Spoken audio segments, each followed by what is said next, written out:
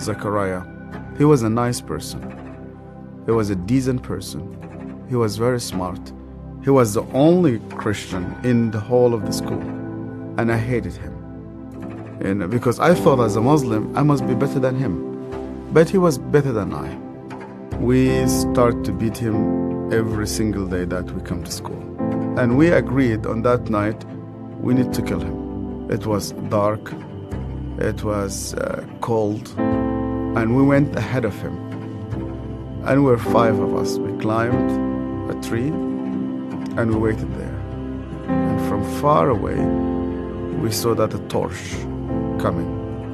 And the light became bigger and bigger as it approached us. And the minute that he just went under the tree, we jumped at him. He was crying, he was screaming, he was shouting. We broke his arm, we broke his leg. He started to bleed. And because he started to scream and begging for help, I put my hand in his mouth so that no noise will come out of it. Similar when you are slaughtering a sheep, it's just shivering, and the others were beating him. I felt very proud. You were actually doing something for Allah. You want to please Him. And suddenly, he could no longer breathe, and we could not hear his voice. We left him in the wood between life and death. We went back, you wash yourself, and you pray. And Zachariah never came back. I've never seen him again. I was born and raised up in a very, very fanatic Muslim family. When I was a child, my father brought me to a Quran school. I was only 8 years old, and my father just dropped me there. They shaved my head. We sat in a circle. The Shaykh sat in the middle of this circle, and he has a very long whip. I was forced to memorize the Quran. Every mistake that you do, this whip will just come right in the middle of your head. You're not allowed to cry, because in our culture they tell you men never cry. I was crying every single night. And they told me you belong to the Islamic Ummah, and that's why you fight for it, you stay loyal to it. I started to hate people, to hate everybody who's not a Muslim. And I especially used to hate the Jews. So I was preparing myself to go and fight for Allah in the jihad. But every night I went to bed, and when we put the light off, I did not know what will happen with me if I die.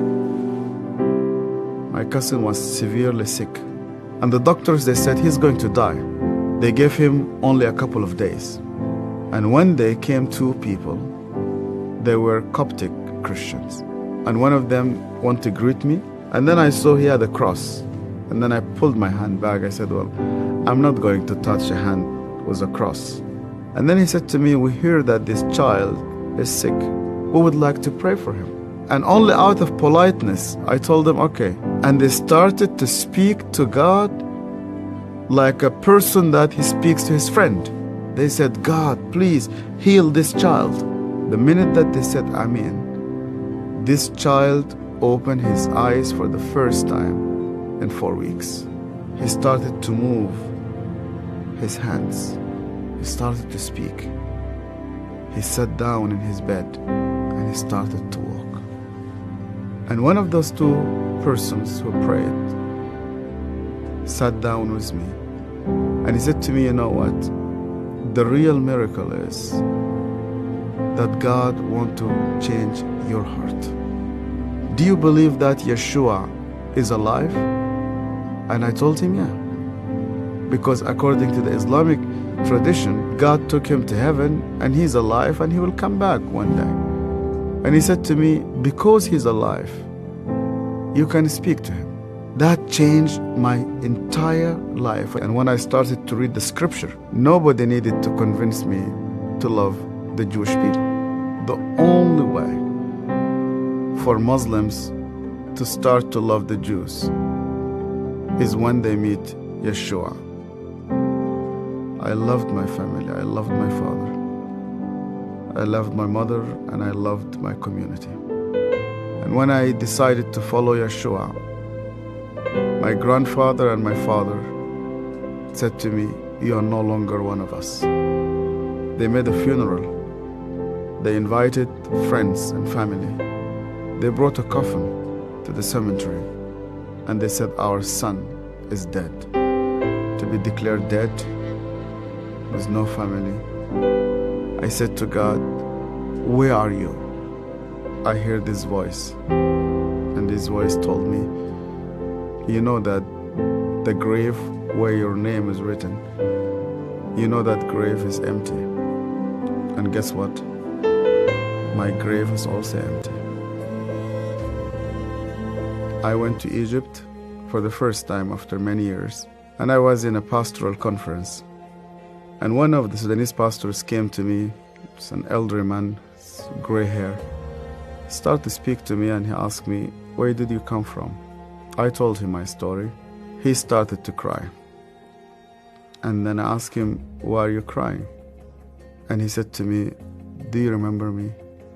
My name is Zachariah." And suddenly, I remembered him. The last time I saw him, it was in that dark night. I could hear suddenly the way that he was screaming, even though that was 25 years. Suddenly I started to see his broken arm and broken legs. I started to see the scars which I caused him. I started to be full of shame. I was a bad person, yeah. I was terrible. So Zachariah looked me straight into the eye again, and he said to me, "Yasser, because you hated me so much, I was always praying for you." He opened his Bible, and the minute he opened his Bible, I saw that my name was written in the first page. I hated him. He prayed for me. On that day, God confronted me. He said to me, "Even before you start to think about me, I was thinking about you. To love those who hate you, you need someone whose name is Yeshua."